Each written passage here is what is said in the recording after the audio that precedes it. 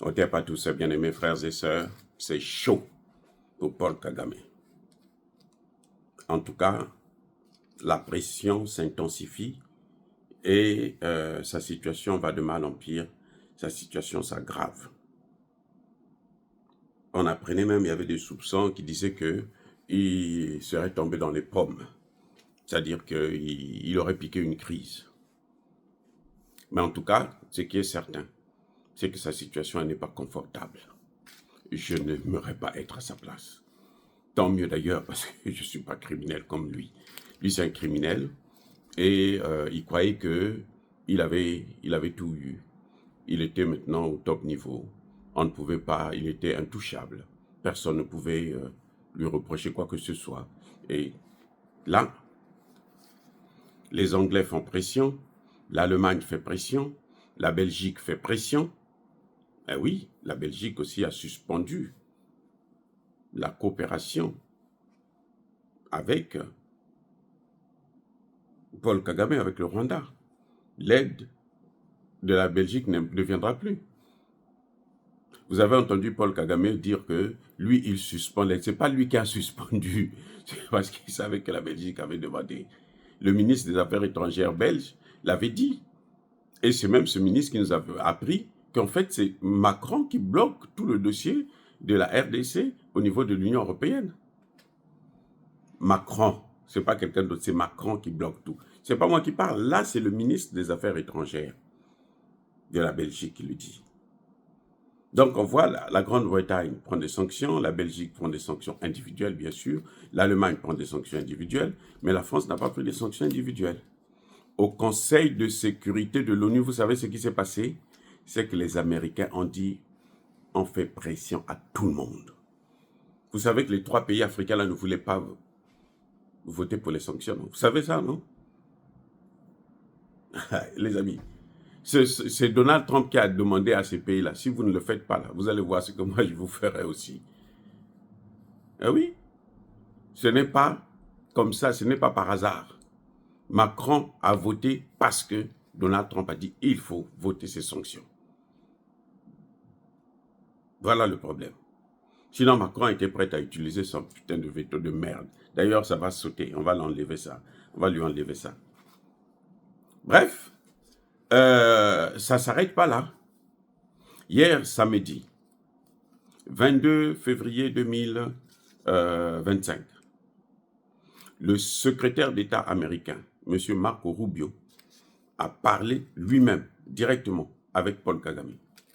Il a d'abord parlé avec Ruto, William Ruto, le président du Kenya. Il a parlé avec le président Tshisekedi. Et il a parlé avec Paul Kagame. Et c'est ça qui est le plus important. Qu'est-ce qu'ils se sont dit? Qu'est-ce que Marco Rubio a pu dire à Paul Kagame? Eh bien, Marco Rubio n'est pas passé par 4 chemins. Vous savez, je vous ai déjà dit que ce type-là, c'est un raciste. Bon.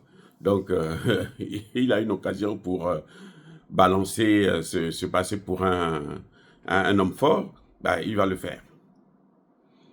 Il a donné 1 semaine à Paul Kagame pour retirer ses troupes. Je reprends. Marco Rubio, secrétaire d'État américain, c'est-à-dire ministre des Affaires étrangères des États-Unis, a donné à Paul Kagame 1 semaine pour retirer toutes ses troupes. Et il a ajouté, l'ambassadeur des États-Unis au Rwanda est chargé de vérification de l'exécution de cet ordre, de l'accomplissement de cette résolution, la mise en œuvre de cette résolution. Il n'a pas chargé la MONUSCO. Non, il a dit que c'est l'ambassadeur des États-Unis qui va contrôler, qui va vérifier si effectivement Paul Kagame a retiré ses hommes. S'il a retiré ses hommes, à ce moment, on va l'obliger à partir à Luanda pour aller signer un engagement formel qui ne doit plus jamais agresser la RDC. les amis, ça chauffe sur Paul Kagame. Les Américains vont se rassurer à l'aide des satellites américains. Les mêmes satellites qui lui donnaient des renseignements, des informations, là, c'est ça qu'on va utiliser pour savoir si tous les criminels rwandais là sont sortis. Maintenant, il y a un autre aspect de problème que je voulais vous soulever. Ce n'est pas parce qu'il y aura des négociations que Paul Kagame pourra s'en sortir de là sans problème. Que Corneille Nangaa va s'en sortir de cette situation sans problème. Il n'est pas encore cité dans la liste des gangsters parce qu'on pense qu'il n'est pas, c'est un petit gars. Mais pour Corneille Nangaa, le problème est déjà résolu puisque la justice congolaise a déjà porté plainte contre lui. Un mandat d'arrêt international contre Corneille Nangaa. Donc lui aussi là, il ne peut plus fuir. Maintenant pour Paul Kagame, c'est après ça maintenant qu'on l'amènera à la justice. Puisque d'ici là, vous vous souvenez que le bandit qui est à la Cour pénale internationale, en tout cas cette fois-ci, il a dit qu'il va venir en RDC d'ici peu pour venir commencer l'enquête pour vérifier s'il y a vraiment eu des allégations, si elles sont fondées et rédiger un mandat d'arrêt contre M. Paul Kagame. Donc la situation de Paul Kagame du Rwanda, elle est intenable. Mais ça ne veut pas dire que Tshisekedi va dormir sur ses deux oreillers sans que rien ne puisse arriver. Non, les amis. C'est le moment où jamais Tshisekedi doit prendre le temps pour former le maximum possible de soldats congolais, des troupes au sol, des troupes, des spécialistes des drones, des spécialistes, des pilotes d'avions de combat et acheter aussi le matériel. Parce que si ce n'est pas Paul Kagame, vous savez, les Américains, quand ils font ça, ce n'est pas gratuit. Personne ne doit rêver là-dessus. Les Américains, ce qu'ils font là, ce n'est pas gratuit. Et s'ils n'obtiennent pas toute la RDC, ils vont trouver, si ce n'est pas Paul Kagame lui-même qu'on va relancer, ils vont trouver quelqu'un d'autre. Ça peut être l'Ougandais, puisque l'Ougandais, il est déjà dedans. Il se cache un peu derrière Paul Kagame, mais lui, il est aussi dedans.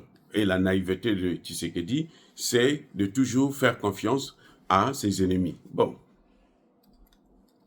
nous ne voulons pas qu'il y ait la déstabilisation de cette institution, de la RDC, du haut sommet de la RDC, mais il faut reconnaître que Tshisekedi prend trop de risques inutiles qu'il ne devrait pas en fait prendre parce qu'un président qui a un cabinet responsable ne peut pas faire ce genre d'erreur.